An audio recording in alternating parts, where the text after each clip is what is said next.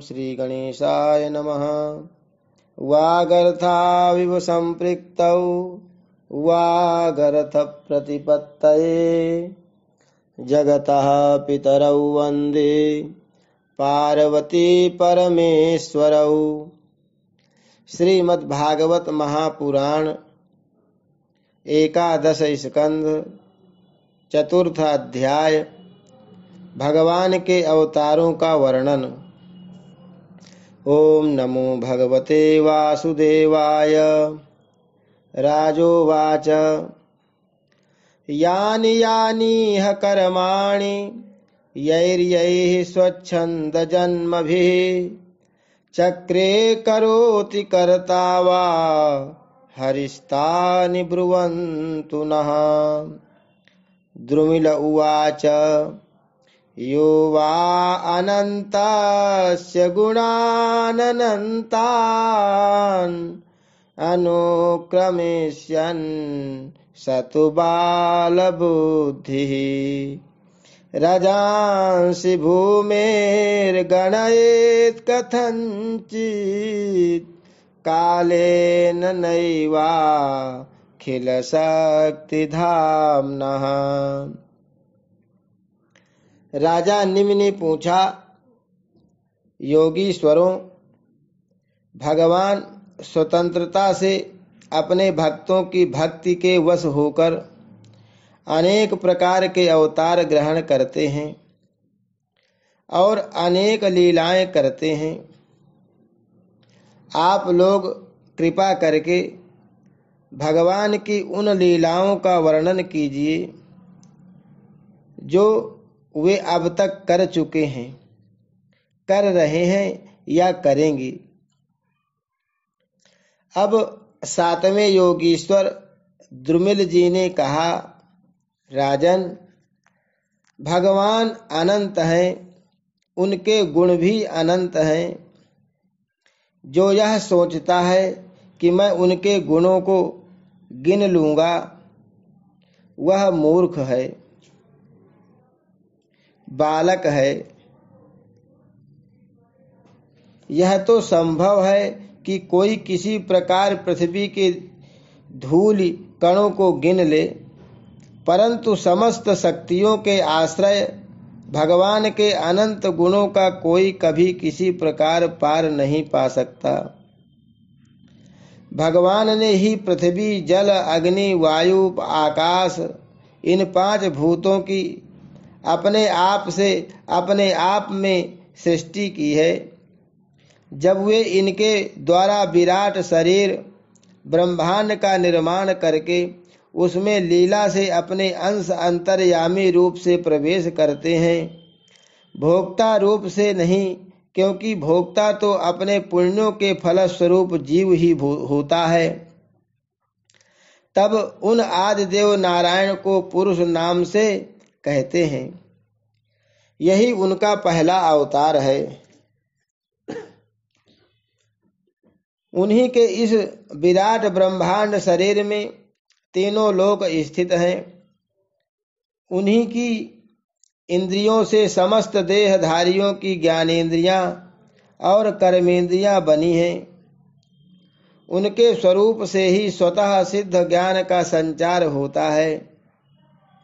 उनके श्वास प्रश्वास से सब शरीरों में बल आता है तथा इंद्रियों में ओज, इंद्रियों की शक्ति और कर्म करने की शक्ति प्राप्त होती है। उन्हीं के सत्व आदि गुणों से संसार की स्थिति, उत्पत्ति और प्रलय होते हैं। इस विराट शरीर के जो शरीरी हैं, वे ही आदिकर्ता नारायण हैं। पहले पहल जगत की उत्पत्ति के लिए उनके रजोगुण के अंश से ब्रह्मा हुए, फिर वे आदि पुरुष ही संसार की स्थिति के लिए अपने तत्वांश से धर्म तथा ब्राह्मणों के रक्षक यज्ञपति विष्णु बन गए। फिर वे ही तमोगुण के अंश से जगत के संहार के लिए रुद्र बने। इस प्रकार निरंतर उन्हीं से परिवर्तनशील प्रजा की उत्पत्ति, स्थिति और संहार होते रहे। दक्ष प्रजापति की एक कन्या का नाम था मूर्ति। वह धर्म की पत्नी थी। उसके गर्भ से भगवान ने ऋषि श्रेष्ठ शांतात्मा नर और नारायण के रूप में अवतार लिया।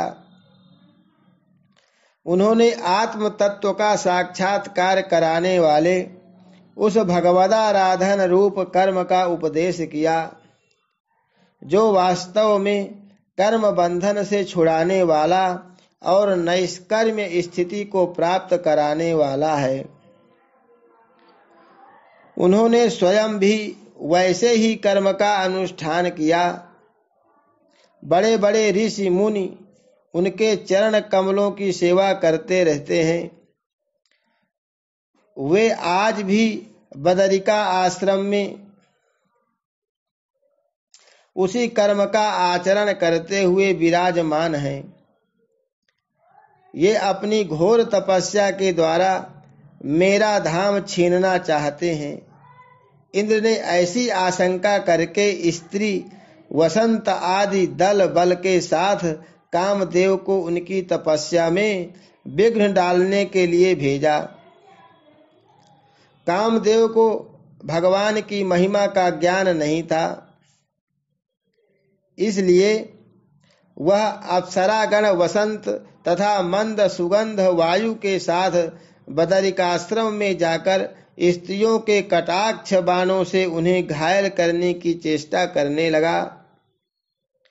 आदिदेव नर नारायण ने यह जानकर कि यह इंद्र का कुचक्र है, भय से कांपते हुए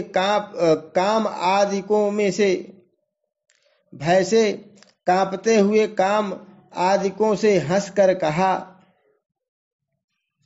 उस समय उनके मन में किसी प्रकार का अभिमान या आश्चर्य नहीं था। कामदेव, मलय मारुत और देवांगनाओं, तुम लोग डरो मत, हमारा आतिथ्य स्वीकार करो। अभी यहीं ठहरो, हमारा आश्रम सूना मत करो। राजन, जब नर नारायण ऋषि ने उन्हें अभय दान देते हुए इस प्रकार कहा, तब कामदेव आदि के सिर लज्जा से झुक गए। उन्होंने दयालु भगवान नर नारायण से कहा, प्रभो, आपके लिए यह कोई आश्चर्य की बात नहीं है, क्योंकि आप माया से परे और निर्विकार हैं। बड़े बड़े आत्मा राम और धीर पुरुष निरंतर आपके चरण कमलों में प्रणाम करते रहते हैं। आपके भक्त आपकी भक्ति के प्रभाव से देवताओं की राजधानी अमरावती का उल्लंघन करके आपके परम पद को प्राप्त होते हैं। इसलिए जब वे भजन करने लगते हैं, तब देवता लोग तरह तरह से उनकी साधना में विघ्न डालते हैं। किंतु जो लोग केवल कर्मकांड में लगे रहकर यज्ञादि के द्वारा देवताओं को बलि के रूप में उनका भाग देते रहते हैं, उन लोगों के मार्ग में वे किसी प्रकार का विघ्न नहीं डालते। परंतु प्रभो, आपके भक्तजन उनके द्वारा उपस्थित की हुई विघ्न बाधाओं से गिरते नहीं, बल्कि आपके कर कमलों की छत्र छाया में रहते हुए वे विघ्नों के सिर पर पैर रखकर आगे बढ़ जाते हैं, अपने लक्ष्य से च्युत नहीं होते। बहुत से लोग तो ऐसे होते हैं जो भूख प्यास, गर्मी सर्दी एवं आंधी पानी के कष्टों को तथा रसनेन्द्रिय और जननेन्द्रिय के वेगों को, जो अपार समुद्र के समान है, सह लेते हैं, पार कर जाते हैं, परंतु फिर भी वे उस क्रोध के वश में हो जाते हैं जो गाय के खुर से बने गड्ढे के समान है और जिससे कोई लाभ नहीं है, आत्मनाशक है। और प्रभो, वे इस प्रकार अपनी कठिन तपस्या को खो बैठते हैं। जब कामदेव, वसंत आदि देवताओं ने इस प्रकार स्तुति की, तब सर्वशक्तिमान भगवान ने अपने योग बल से उनके सामने बहुत सी ऐसी रमणियां प्रकट करके दिखलाईं जो अद्भुत रूप लावण्य से संपन्न और विचित्र वस्त्रालंकारों से सुसज्जित थीं तथा भगवान की सेवा कर रही थी। जब देवराज इंद्र के अनुचरों ने उन लक्ष्मी जी के समान रूपवती स्त्रियों को देखा, तब उनके महान सौंदर्य के सामने उनका चेहरा फीका पड़ गया। वे श्रीहीन होकर उनके शरीर से निकलने वाली दिव्य सुगंध से मोहित हो गए। अब उनका सिर झुक गया। देव देवेश भगवान नारायण हंसते हुए से उनसे बोले, तुम लोग इनमें से किसी एक स्त्री को जो तुम्हारे अनुरूप हो ग्रहण कर लो, वह तुम्हारे स्वर्ग लोक की शोभा बढ़ाने वाली होगी। देवराज इंद्र के अनुचरों ने जो आज्ञा कहकर भगवान के आदेश को स्वीकार किया तथा उन्हें नमस्कार किया, फिर उनके द्वारा बनाई हुई स्त्रियों में से श्रेष्ठ अप्सरा उर्वशी को आगे करके वे स्वर्ग लोक में गए। वहां पहुंचकर उन्होंने इंद्र को नमस्कार किया तथा भरी सभा में देवताओं के सामने भगवान नर नारायण के बल और प्रभाव का वर्णन किया। उसे सुनकर देवराज इंद्र अत्यंत भयभीत और चकित हो गए। भगवान विष्णु ने अपने स्वरूप में एक रस स्थित रहते हुए भी संपूर्ण जगत के कल्याण के लिए बहुत से कलावतार ग्रहण किए हैं।